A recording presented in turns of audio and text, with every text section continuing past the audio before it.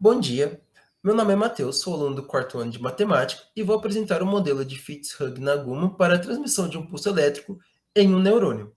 Eu sou o autor desse trabalho e o meu orientador é o Marcelo Messias. Primeiramente, vou introduzir o conceito de neurônios. Existem células que, sob a ação de um mesmo estímulo, elas produzem um tipo de resposta bem característica, chamada de potencial de ação. Ela é um pulso elétrico intenso que se propaga ao longo da membrana da célula. E esse tipo de célula a gente chama de excitáveis. Os neurônios, eles são as células excitáveis do sistema nervoso e elas também geram potencial de ação. O sistema nervoso possui uma membrana chamada de membrana lipoproteica, cuja função é transmitir informações. O neurônio pode ser dividido em três partes, e entre elas encontra-se o axiônio, que é uma fibra que conduz os pulsos de tensão gerados pelo corpo celular em direção a outras células. E o funcionamento desse sistema nervoso ele se baseia nas alterações de potencial da membrana e na transmissão dessas alterações para outros neurônios. Bom, a base de todo o trabalho surgiu através do modelo de Hodgkin-Ruxley. Ele foi publicado em 1952, cuja ocorreu uma análise sobre a propagação do potencial de ação no sistema nervoso. Esse estudo veio ganhar o Prêmio Nobel da Química. Esse estudo, o que ele fez? Ele combinou análises teóricas e medidas de experimentos no axiônio de uma lula, que ele é teoricamente dito como um gigante. Nessas experimentações, percebeu-se que quando se passa um pulso corrente por essa membrana, né, a gente tem uma elevação de potencial e depois ocorre um decaimento exponencial. Esse comportamento foi modelado pelos pesquisadores e eles consideraram que a membrana tem a capacidade de armazenar carga, como um capacitor faz, e também possui a propriedade de resistir ao fluxo, como se fosse um resistor. Então eles assumiram que a membrana é parecida com um ciclo RC em paralelo.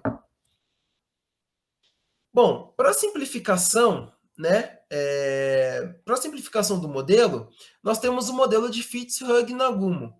Ele é adimensional e é formado por um sistema não linear de equações diferenciais ordinárias de primeira ordem.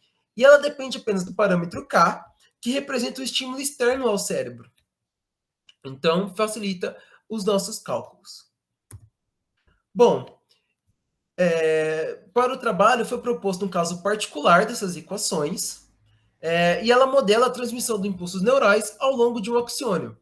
Então, a gente diz que o parâmetro K é chamado de estímulo externo, e a gente tem apenas a dependência de apenas um parâmetro. Para estudar essas equações, nós vamos primeiramente calcular os pontos críticos do sistema. Como nós realizamos esse procedimento?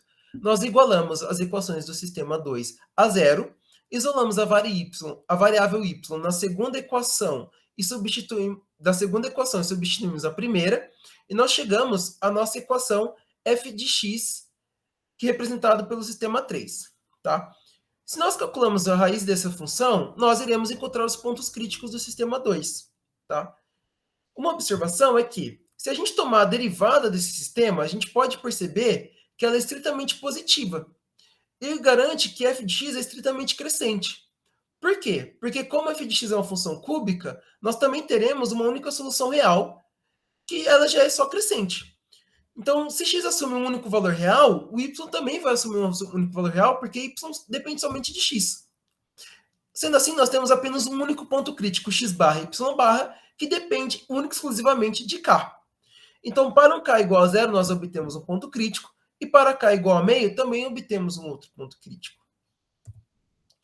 Feito o cálculo dos pontos críticos, nós vamos para a parte da estabilidade. Né?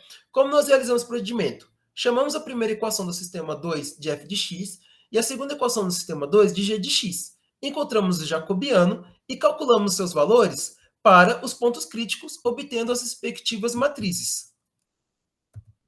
Feito isso, calculando os autovalores dessas matrizes jacobianas, nós encontramos o quê? Os seguintes valores.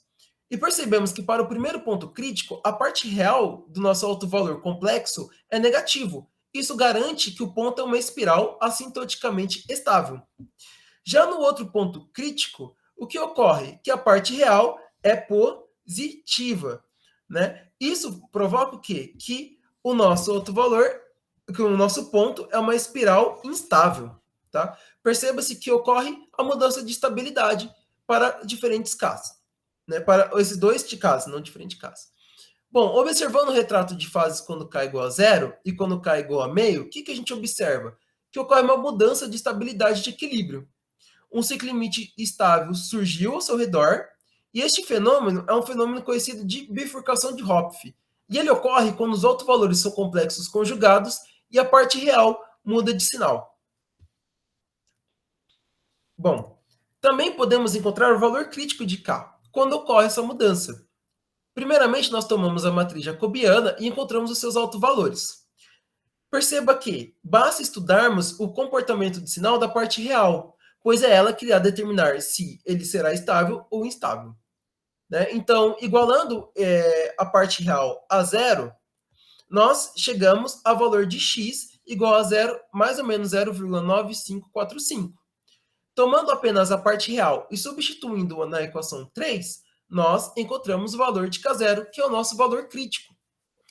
Bom, o ponto crítico para K0 pode ser encontrado substituindo o valor de K0 no nosso f de x, encontrando x, e depois, posteriormente, encontrando y. Observando a nossa figura, nós percebemos que as soluções espiralam muito lentamente para o ponto de equilíbrio, e por isso dizemos que ela é do tipo foco estável. Assim encerro a minha apresentação. Agradeço a participação de todos os ouvintes. Obrigado.